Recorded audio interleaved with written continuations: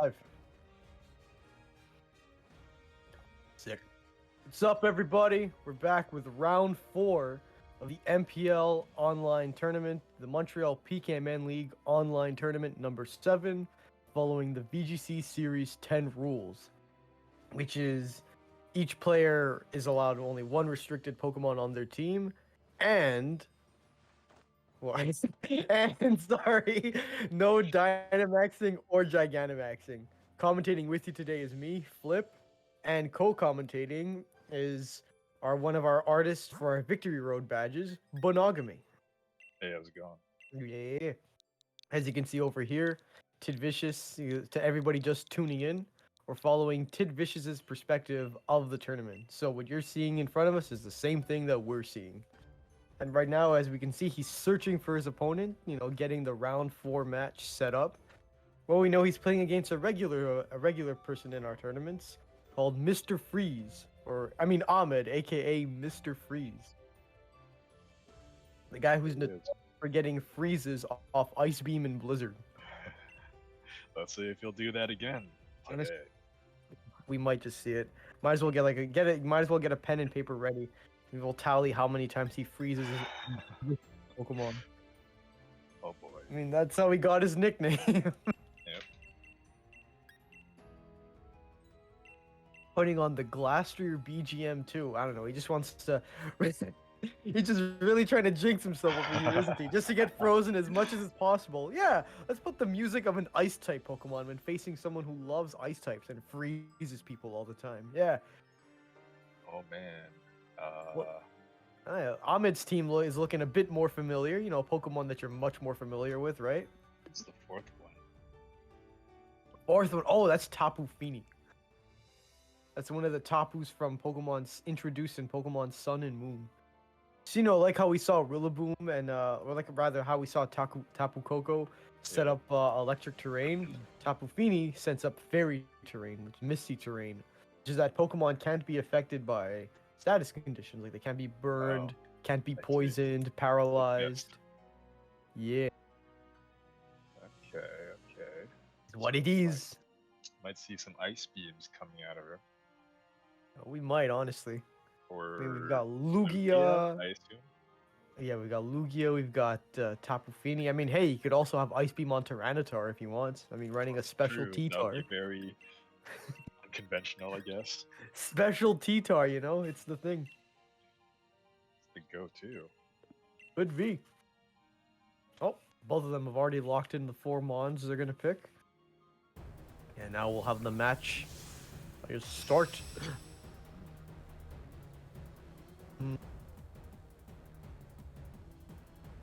We'll see right now which Pokemon Mr. Freeze over here started off with. Gotta admit, that outfit does not match. Oh god. Someone call the fashion police. Gee. Wow. It's gonna diss his clothing.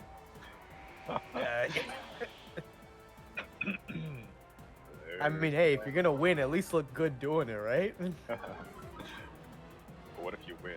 Look terrible. That'll feel even worse for you. That's good. That's just insult to injury to the opponent. It's like, oh man, I lost to someone who's got poor color coordination, who's got terrible fashion choices. Maybe that's the idea. Maybe that's the idea. Yeah, have your opponent focus so much on how bad they've designed their how bad your opponents designed their character that'll throw them off their game. That they'll pick all the wrong moves. Yeah, totally. Here comes the Eternatus. Already bringing him in against Tyranitar and Incineroar. Going the fake out on Whimsicott, doesn't want no Tailwind, doesn't want no other moves set up on him. And the superpower on Eternatus. True, it gets rid of the sash too. Well, the Sandstorm would have done that too, but... Oh yeah.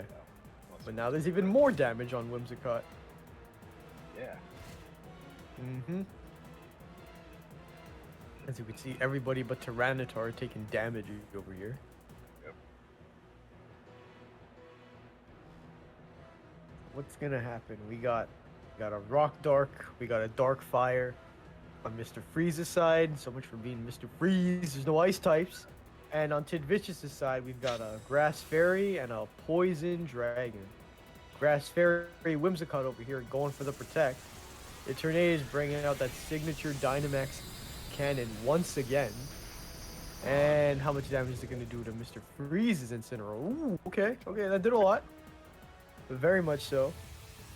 Lash out. Hey, okay, that's a move you don't see often. Yeah, what is that? What does Lash Out do? You know what? Let's go check real quick what it does. If I remember, it's a Dark type move, yeah. Lash Out is a Dark type move with base 75 power. Lash Out deals damage if any of the user well, it does deal damage. If any of the user's stats were lowered during the turn this move is used. So say Tyranitar was hit with like an Intimidate, Lash Out's base power is doubled to 150. It's a real big brain move, huh? Oh yeah. Okay, but that didn't happen this turn, so... It was just a regular Lash Out, I guess. Just a regular base 75 power move. That didn't do all too much on... Who did it hit? Was it Whimsicott or Tornadus? Didn't do all that much from what I remember.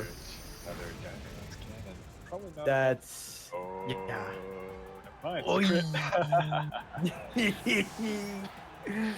Fine. Ooh, did the crit matter though? Because he brought him Yeah. down pretty low last time. Yeah. Okay, that rock slide couldn't take anyone out. But the Sandstorm. Yes, there it goes. will. Just enough. Bye-bye, Tornadus. See ya. So we got a 1-for-1 out of that turn. Alright. Both guys down to 3 months left. Or Shifu and Celesteela, okay, are in the back for Tiddvicious. Bringing out the Celesteela. Oh, it's the MVP from from rounds 1 and 2. That's a movie, yeah. Mm-hmm. That it is. Is it time for Mr. Freeze to do his thing? If he's got Ice Beam on Lugia, then he totally is. You might see it in action in this turn now. Yeah. Protect. Going for the protect. Probably doesn't want to get hit with the heavy slam. Or a The grass grass knot knot. to boot. Yeah. Oh, Oh, doubling into the T-Tar. Oh, It's setting up with Lugia. Oh, okay. Uh-oh. this... I mean, Lugia is already known to be pretty bulky, and now that it has another... now it's got its... now it has a boost in special defense and special attack. This might be a problem. It's got to finish off the Tyranitar this turn, right? Oh, he's got to. I mean, he could get a double protect off for all we know. Or Or he could switch him. Bringing in Feeny. The grass knot's still going to be super effective. Right, because Feeny is a water fairy, so if it used Grass Knot on the Tyranitar slot, it's gonna hit. As for how much damage it does, we'll find out. Doesn't look like a super heavy Pokemon, if you ask me. Not really. And I guess it's bulky too. Oh yeah, Feeny has a lot of has a high base defense and a Oh, high there it base is. special defense. Oh, is that the Ice Beam? Oh, nothing happened. Sandstorm subsided. No Yeah. freeze. All right. No freeze. Tiddvicious probably going like, whew. Good thing that didn't happen again. So. Chance in a million. Not getting frozen by Mr. Oh, I'm Freeze. telling you, you know how many times even when I fought Mr. Freeze, where it's I just get hit with a freeze, like a double blizzard freeze, and I'm like, all right, I guess I'm just doing nothing right now. There's the Ah, Leech yes. Seed. The signature leech seed we It saw begins. earlier. Going for another combine. Oh, he's getting greedy over here. Yes, he is. Going for the muddy water. All right. Protect on Whimsicott. Is it gonna hit the? Oh, sorry. Is it gonna hit the? Yeah, it did. It did. All right. Sorry. Screen lagged out for a sec. Didn't know if it connected or not. It's all good.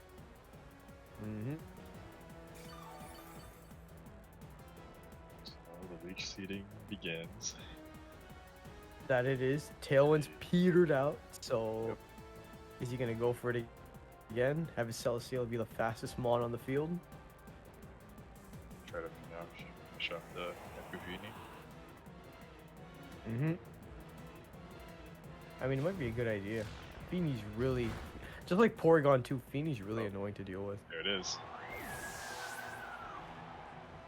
Or it could not be annoying to deal with, at least in this game right now. Yeah. Getting the defense boost off. Not gonna help against the Ice Beam though. Yeah. Still doesn't do that much damage. That's crazy actually. +2 Ice Beam and still not able to kill Celesteela. And it's just getting its HP back. Who needs it doesn't even need a substitute out right now. Look at that. Yeah. Still doing just Still fine have- with tanking the Ice Beams. Yeah, I can take another one. Oh, 100%. T-Tar again. Adding on to Lugia's residual damage. Oh, that's true. Wait, Lugia's residual damage? Like, residual damage on Lugia. There's Leech Seed. Oh, right. and Storm. Yeah, you know, it's like his T-Tars, it's like a 3v1 you could say at this rate. All of them ganging up on Lugia. Having his T-Tar work with Tiddvicious' Pokemon to kill off his own Lugia. Oh yeah. Yeah, well, we'll see if Lugia can get some kills off first. That's a lot of damage. Oh, it is. Sandstorm, there he is. the defense boost is still a thing, right? Yeah, still a thing for Rock-type Pokemon. Going for the Ice Beam on the substitute now. Is that gonna be enough? And it's gonna be enough, but still gonna have a lot of HP unless he's able to take him out. Ooh. Not enough to take out Celesteela. Probably thanks to that defense boost he got from Beast Boost. Yeah. Oh dang. And he's just gonna take it back. Gonna take the leftovers, take recovery, the Leech Seed recovery. And there we go. Went from the red all the way to 62 HP. Yeah, I don't know if it can last another turn though. Yeah, I mean it could last another Rock Slide, but Ice Beam? Probably Not so sure. Yeah. Still though, 2 Pokemon now on Tiddvicious' side. The same 2 on Mr. Freeze's side. But it's Urshifu, who has a higher base speed than both Lugia and Tyranitar. And that's gonna go knock out Where is Lugia, it- whose defenses are just normal. Yeah. I mean, physical defense is True. normal level. Physical defense is normal. Yeah. No boosts in those. Oh. And it's gonna take out Tyranitar too. Ooh, And that's game 1. damn. That was that was a quick end there. I thought it was gonna be like a bit of a slow standoff since both of them had 2 guys left, 3 Yeah. Pokemon with about half HP or less, and bringing Urshifu and he just cleans house. Just went for the kill. I mean, it's how it is, right? Sometimes when you're not, when you bring in when you select the 4 Pokemon, like on top of selecting the 4 Pokemon you want to bring into battle, it's also the order you want to bring them to that matters, such as saving the ones that outspeed some of the other ones your opponent has currently out on the field for last, so they can come in and, as we saw with Urshifu, clean them up with a wicked blow when they're at low HP. Alright. So, A lot of things go on when playing Pokemon. A lot of things that are running through your head. What Pokemon do I start with? What move will I use this turn? What move might they use? Should I use this one should I use this move instead because I predict they're going to do this? Or maybe I'll just switch out instead. And then, wait, or maybe...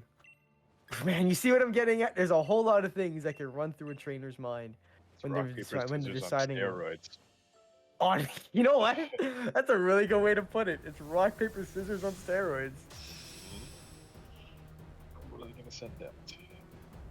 What are they gonna send them? We're gonna find out right now what are Mr. Freeze's 2 starting Pokemon, as well as which ones are Tiddvicious'.